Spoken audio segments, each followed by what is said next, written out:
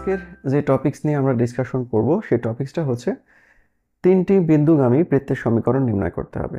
অর্থাৎ আমরা বুঝতে পারছি যে বৃত্তের সমীকরণ বের করতে হবে, সেই সমীকরণের শর্ত হলো তিনটি বিন্দু দিয়ে পাস করবে।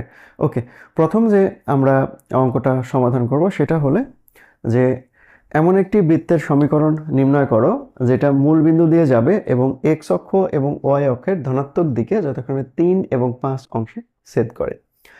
তার মানে হচ্ছে একটা বৃত্তের সমীকরণ বের করতে হবে, সেটা অবশ্যই মূল বিন্দু দিয়ে যাবে এবং এক্স অক্ষের দিকে 3 অংশ এবং ওয়াই অক্ষের দিকে 5 অংশে ছেদ করে। তার মানে এইখান থেকে এই দূরত্ব হলো 3 আর এখান থেকে এই দূরত্ব হলো 5। ওকে, এইরকম বৃত্তের সমীকরণটা বের করতে হবে। তো বৃত্তের সমীকরণটা কেমন হতে পারে?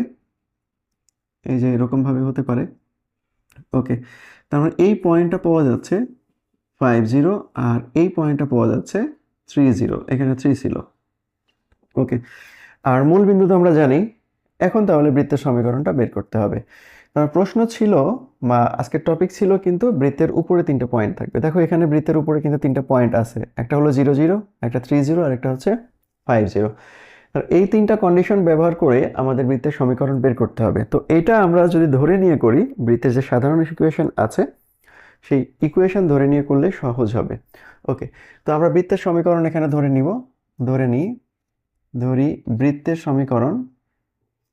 বৃত্তের সমীকরণ কনসিডার করো x square plus y square plus 2gx 2fy plus c equal to 0। আমরা ধরে নিলাম 1 নম্বর ইকুয়েশন।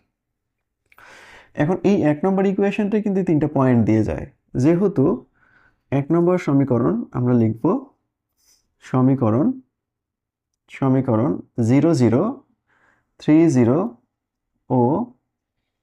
30 ও 50 বিন্দু দিয়ে অতিক্রম করে, বিন্দু দিয়ে যায়। তার মানে হবে কত? এখানে যদি 0 0 বসাও, এখানে 0 এখানে 0 সব জায়গায় যদি 0 বসাও তাহলে c সমান 0 আসে, বা এটা আমরা জানি। চাইলে আমরা উপরেও ধরে নিতে পারতাম c বাদ দিয়ে।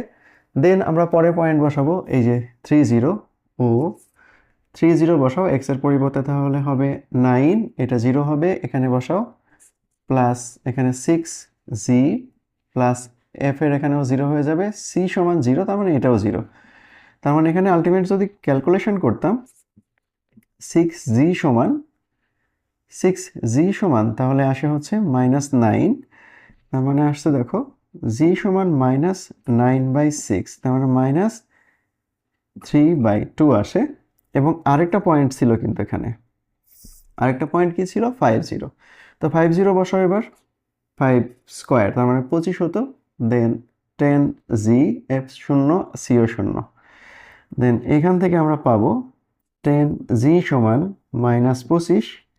ওকে, তারপরে g সমান হচ্ছে -25/10, তার মানে এখানে হচ্ছে -5/2। এই জি এফ সি এর মানে এবার আমরা বসাবো 1 নম্বর যে সমীকরণ দেয়া আছে সেই সমীকরণ। এখানে বাংলা দিয়ে আমরা লিখে নিলাম, then x square plus y square, এরপরে জি এর মান হচ্ছে -2 কাটা যাবে, তাহলে এখানে থাকছে 3x, এটাও কাটা যাবে, তার মানে 5y/0। এই হচ্ছে উত্তর। তো আমরা বুঝতে পারলাম যে 3টা যদি পয়েন্ট থাকে, এরকম যদি সরল পয়েন্ট থাকে তাহলে এভাবে করতে হবে, কিন্তু যদি কমপ্লেক্স পয়েন্ট থাকে